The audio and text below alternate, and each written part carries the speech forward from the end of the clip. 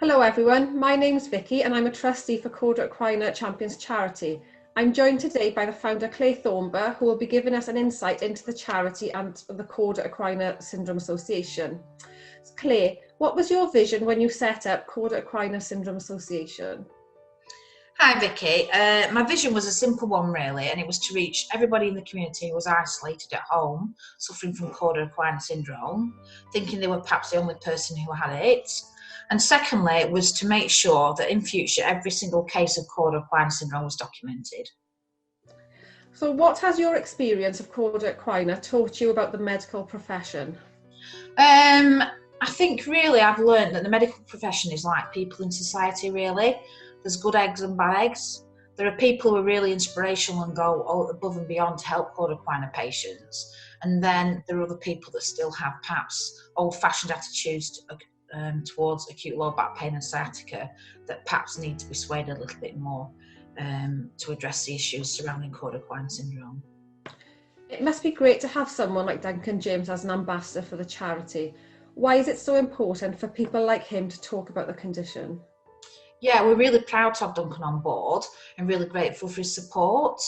I think really what Duncan brings to the table is his profile. Obviously, he has a lot of followers on social media. He's a really current guy and he's popular at the moment. But the other side of the coin is really he demonstrates how somebody can still move forward from a Cauda Equina Syndrome injury to continue to be successful and work. And also, obviously, he's a really attractive, healthy, fit man, and it just shows that Cauda Equina Syndrome can happen to anyone. What role do firms like Tozers have in raising awareness about Cauda Equina Syndrome?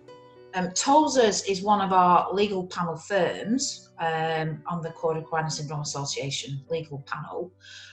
We're really grateful for their support. They have a really important role to play.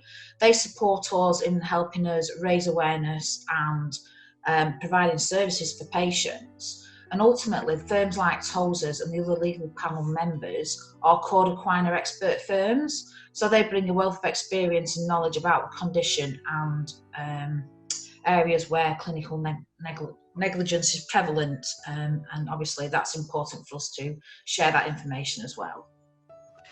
So if there is such a thing, what has been the most positive aspect of your experience of Cauda Equina Syndrome?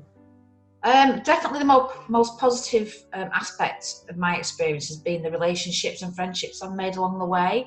It's fantastic to meet people who are passionate about you, about the subject, but also making relationships with medical professionals and patients is equally inspiring as well. So what would you say to someone who has just been diagnosed with Cauda Equina? There's a couple of things I'd like to say to somebody who's been just diagnosed.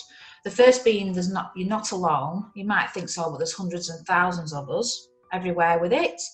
And the second thing is we have created a wealth of knowledge now that's accessible for everybody via the website and the Facebook support groups. And just tap into it. Don't be afraid to ask questions. And at the end of the day, don't be afraid to be your best advocate and challenge perhaps healthcare professionals and services for the care that you need and the support for your own rehabilitation.